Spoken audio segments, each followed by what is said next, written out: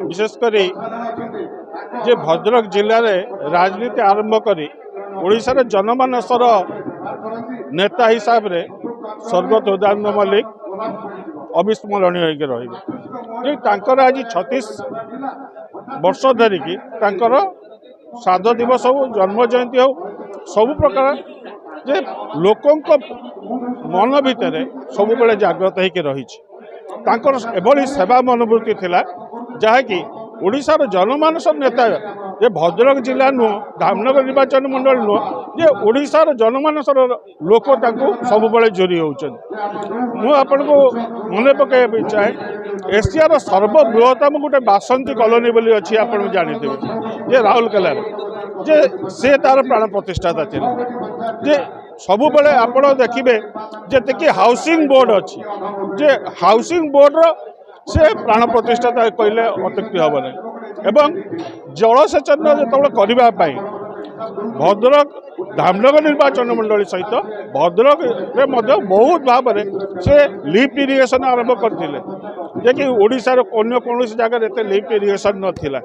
किंतु सबुठार गुरुत्व देइछंती ये चाषीर उपकार करने कृषकर विकास करने से जलसेचन से चिंता करके रही से सब बेले अविस्मरणीय रे स्वर्ग रही आमको आशीर्वाद करेंगे जे लोकंर सेवा मनोवृत्ति रखा जारी रखापी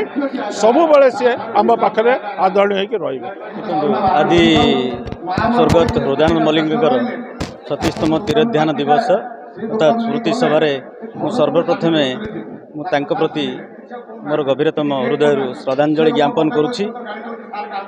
स्वर्गत हृदयानंद मल्लिक केवल जड़े राजनेता नथिले सेवा क्षेत्र रे तांको परिवार जो बड़ी भाव में सारा उड़ीसा रे परिचित विशेष करी भद्रक जिला को सबु क्षेत्र रे जेमिति आगु को नवा पाई तांको परिवार बद्धक परिकर समस्त जनसाधारण जानिचंती विशेष करी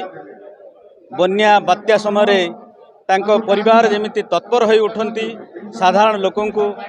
साहाय्य सहयोग करिया पाई ताहा समस्त भद्रकवासी को मनरे सबु बेले रहिथिबो एवं विशेष करी आज जहाँ परिलक्षित होउची आज तांकर मृत्यु 36 वर्ष हो गले मध्य तांको प्रति जो भल पाइबा तांको प्रति जो सम्मान तांको परिवार प्रति जो सम्मान ताहा लोकंक हृदय अच्छी आग को एमती रही एवं विशेष करी